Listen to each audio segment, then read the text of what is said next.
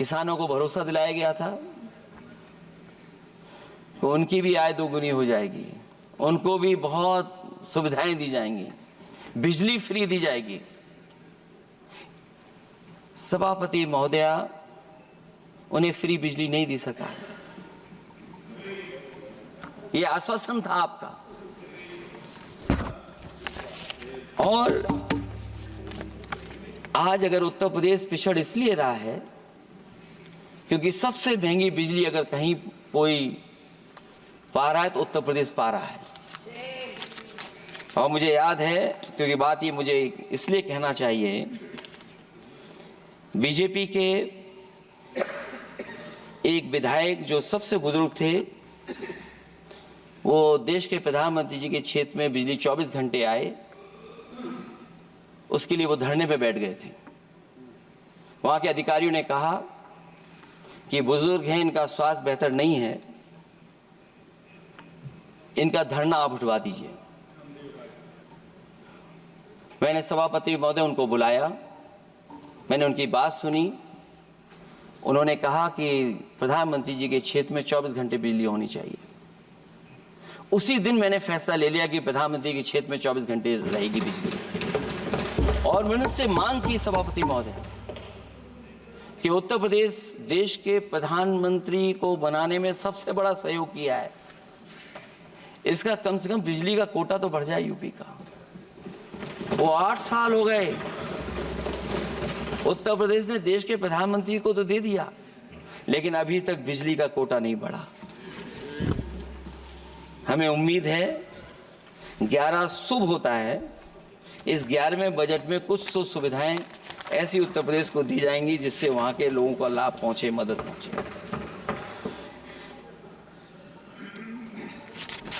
जहां किसान आत्महत्या कर रहा है,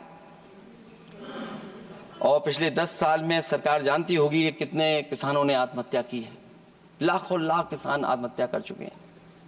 जहां किसान तकलीफ और परेशानी में है, वहीं सबसे ज्यादा अगर संकट किसी चीज पर आया तो वो नौकरी पर आया है, रोजगार पे आया है। जब सरकार का बजट मैं पढ़ता हूं तो जो स्कीम्स लाई जा रही हैं उसमें, क्या ये स्कीम नौजवान को पक्की नौकरी दिलाएगी? क्या इन स्कीम से 5,000 रुपए देकर के आप नौजवान का भविष्य बनाना चाहते हैं? आप क्या दे रहे हैं आप? और मुझे तो ये लगता है कि जो वर्क फोर्स आप बना रहे हैं ट्रेनिंग देकर के सरकार के पैसे से, अंतोगत्वा इनको भी एक्सप्लॉइट वही लोग करेंगे, उद्योगपति। आखिरकार जब इतनी टेक्निकल, इतनी ट्रेन फोर्स होगी, तो आप ये मुझे बताइए कि उसके भविष्य क्या होगा। अगर इतने बड़े पैमाने पे आप ट्रेनिंग करा रहे हो, सरकार का बजट उसमें खर्च हो रहा है, तो सभापति महोदय उनका भविष्य क्या होगा? 5 साल के बाद। और जो अग्निवीर वाली नौकरी है, सभापति महोदय, कोई भी नौजवान जो फौज के लिए तैयारी करता है वो कभी स्वीकार नहीं कर सकता। जब पहली बार ये स्कीम आई थी अग्निवीर, उस समय बड़े बड़े उद्योगपतियों से ट्वीट कराया गया था कि अग्निवीर से अच्छी कोई योजना नहीं है, इनको हम नौकरी दे देंगे, हम अपने यहां रख लेंगे। और शायद सरकार में बैठे लोगों को यह बात याद होगी, क्योंकि सरकार खुद स्वीकार करती है स्कीम ठीक नहीं है, तभी वो अपनी अपनी सरकारों से कह रहे हैं कि अग्निवीर वाले जो लौट करके आएंगे उन्हें कोटा दीजिए, आप नौकरी दीजिए।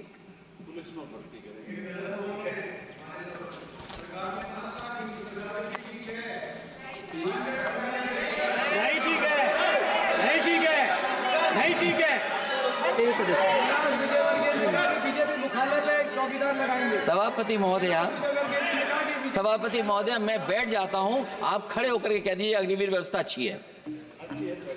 मैं इस सभा में खड़े होकर कहता हूं, उस राज्य से तो हिमाचल प्रदेश से, जिसने पहला परमवीर चक्र विजेता मेजर सोमनाथ शर्मा दिए। कारगिल के युद्ध में सबसे ज्यादा शहीद होने वाले हिमाचल प्रदेश के वीर नौजवान थे। 4 परमवीर चक्र विजेता हुए, उसमें से 2 कैप्टन विक्रम बत्रा और सूबेदार संजय कुमार हिमाचल प्रदेश से हुए। और मैं कहता हूं, जी हां, जो लंबे समय से मांग थी वन रैंक वन पेंशन की किसी सरकार ने पूरी नहीं की, वो नरेंद्र मोदी जी की सरकार ने यहां पर पूरी की है। और मैं एक बात और कहता हूं, अखिलेश यादव जी सुन ले, अग्निवीर में 100% एम्प्लॉयमेंट की गारंटी है और रहेगी। माननीय सदस्य साहब अपनी बात सभापति महोदया, जो मैंने बहुत छोटा सवाल पूछा था, मैं दूसरी बात कहता हूं। अगर ये जो बात आप कह रहे हो, तो आपको जरूरत क्यों पड़ रही कि आपको उत्तर प्रदेश में और प्रदेशों में कोटा देना पड़ रहा है 10%? सभापति महोदय, सभापति महोदय, सभापति महोदय, बैठिए, सभापति महोदय, जहां तक परमवीर, रुक जाइए,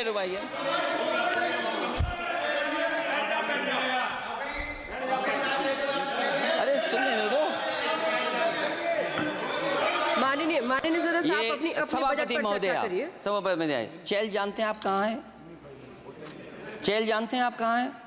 कभी गए हो उस मिलिट्री स्कूल में? मैं खुद मिलिट्री स्कूल का पढ़ा हूँ। और आप परमवीर चक्र की बात कर रहे हो, तो हम भी तमाम नाम गिना सकते हैं कि कितने परमवीर चक्र आग्रह कर रही हूँ, आपस में चर्चा न करें। ये सभापति महोदय, ये सभापति महोदय, जी 1 मिनट से भी कम, मैं आपके सामने कहना चाहता हूं, ये तो केवल मिलिट्री स्कूल गए हैं। मैं आज भी टेरिटोरियल आर्मी के 124 रेजिमेंट में कैप्टन के रैंक पे अपनी सेवाएं दे रहा हूं। अखिलेश जी केवल ज्ञान मत बांटिए, राहुल गांधी जी के साथ बैठकर अब वहां बुलाने का झूठ बोलने की आपको आदत पड़ गई। प्लीज बैठिए, प्लीज। माननीय सदस्य से मैं आग्रह कर रही हूं, आप अपनी बजट पर चर्चा करें। सभापति महोदय, आपका समय पूरा हो गया है, मैं प्लीज कंप्लीट करिए। सभापति महोदय, मैं इसलिए नहीं कह रहा, मैं क्या बात कहना चाहता हूँ, शायद मंत्री जी नहीं रहे इसलिए तकलीफ परेशानी ज्यादा है। और आप, अरे हमारा दर्द नहीं समझोगे, हम आपका दर्द चेहरे से पढ़ते हैं। अच्छा, दर्द मैं बताता हूँ, माननीय सदस्यों से मैं आग्रह कर रही हूँ, सभापति महोदय, दर्द मैं बताता हूँ, बजट पर चर्चा करिए। प्लीज बजट पर सभापति जी, दर्द मैं बताता हूँ। देखिए, दर्द बात पहुंचेगी कि नहीं पहुंचेगी। सभापति महोदय, उत्तर प्रदेश से जब से हारे हैं तब से कोई नमस्कार नहीं कर रहा है। तकलीफ वो है आपको। कंप्लीट करिए। वो वीडियो हमने देखा है कि कोई किसी को नमस्कार नहीं कर रहा है, कोई किसी को देख नहीं रहा है। चलिए, धन्यवाद माननीय। और जो अपने आप को बहुत ताकतवर कहते थे, आप अपने आप को, जिसने हराया उसको नहीं ये हटा पा रहे हैं। अब बात समझ में नहीं आई ना? माननीय जिसने हराया उसको नहीं हटा पा रहे। और अगर सभापति महोदय, अग्निवीर व्यवस्था समाजवादी लोग स्वीकार ही नहीं कर सकते। आप बजट पर पूरी अपनी बात रखिए। सभापति महोदय, अग्निवीर स्वीकार नहीं कर सकते। आप अपनी जब भी हम सत्ता में आएंगे, साल 2 साल, ये चलने वाली सरकार नहीं है, गिरने वाली सरकार है, याद रखना। माननीय सदस्य, और देखिए, आप क्यों नहीं समझ रहे हो? साइकिल हमारा चुनाव चिन्ह है, साइकिल ही आपको सरकार चलवा रही है। जिस दिन साइकिल हट गई, आप कहां बैठे मिलोगे?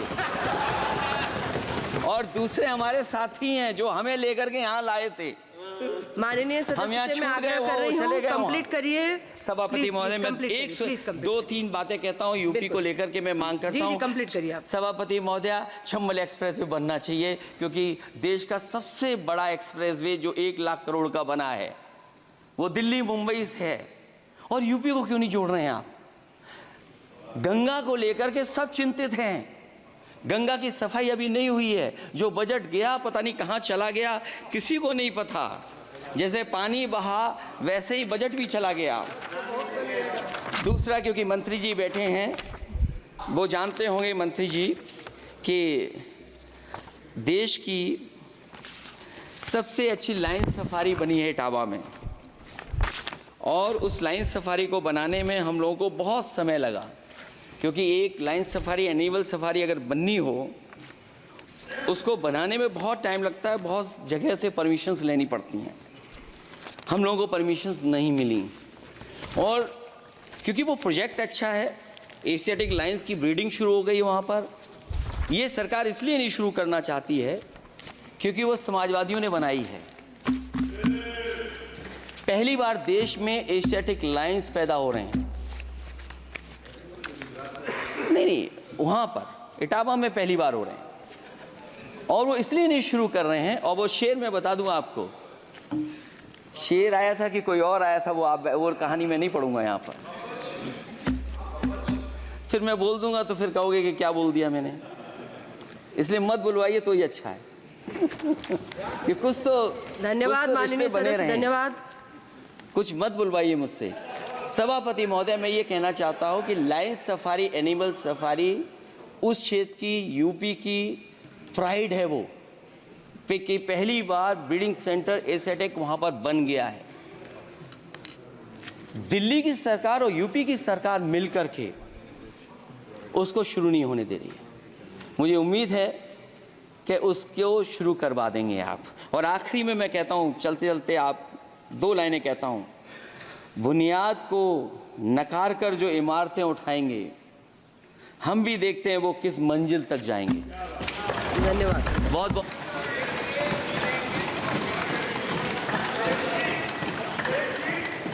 अखिलेश जी, कुछ ज्ञान माननीय विपक्ष के नेता को भी दे दीजिए। आपने अच्छा भाषण दिया, उनको भी सिखा दीजिए।